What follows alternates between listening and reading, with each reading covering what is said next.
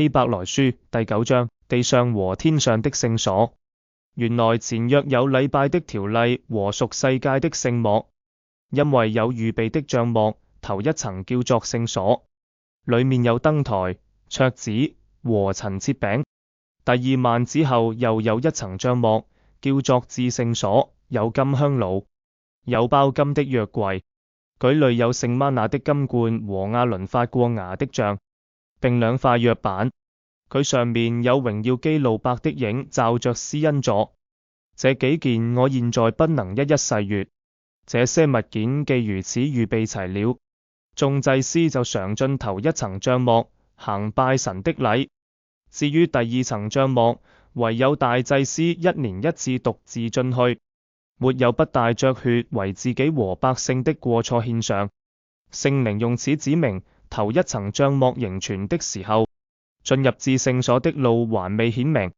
那頭一層帳幕作現今的一個表樣，所獻的禮物和祭物，就着良心說，都不能叫禮拜的人得以完全。這些事，連那飲食和諸般洗濯的規矩，都不過是屬肉體的條例，命定到振興的時候為止。但現在基督已經來到，作了將來美事的大祭司，經過那更大更全備的帳幕，不是人手所造，也不是觸乎這世界的，並且不用山羊和牛犢的血，乃用自己的血，只一次進入聖所，成了永遠贖罪的事。若山羊和公牛的血，並母牛犢的灰，灑在不潔的人身上，尚且叫人成聖，身體潔淨，何況基督藉着永遠的靈，將自己無瑕無疵獻給神，他的血豈不更能洗淨你們的心，除去你們的死行，使你們侍奉那永生神嗎？為此，他作了新約的中保，既然受死贖了人在前約之時所犯的罪過，便叫蒙召之人得着所應許永遠的產業。凡有遺命，必須等到留遺命的人死了，因為人死了，遺命才有效力。若留遺命的尚在，那遺命還有用處嗎？所以前約也不是不用血立的，因為摩西當日照着律法將各樣誡命傳給眾百姓，就拿朱紅色絨和牛膝草，把牛犢山羊的血和水灑在書上，又灑在眾百姓身上，說：這血就是神與你們立約的憑據。他又照樣把血灑在帳幕和各樣器皿上。按着律法，凡物差不多都是用血潔淨的，若不流血，罪就不得赦免了。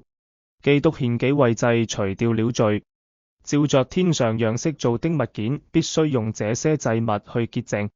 但那天上的本物，自然當用更美的祭物去潔淨，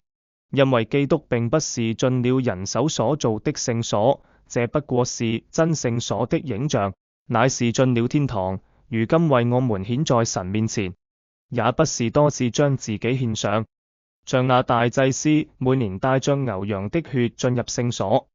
如果這樣，他從創世以來就必多次受苦了。但如今在這末世顯現一次，把自己獻為祭，好除掉罪。按着定命，人人都有一死，死後且有審判。像這樣，基督既然一次被獻，擔當了多人的罪，將來要向那等候他的人第二次顯現，並與罪無關，乃是為拯救他們。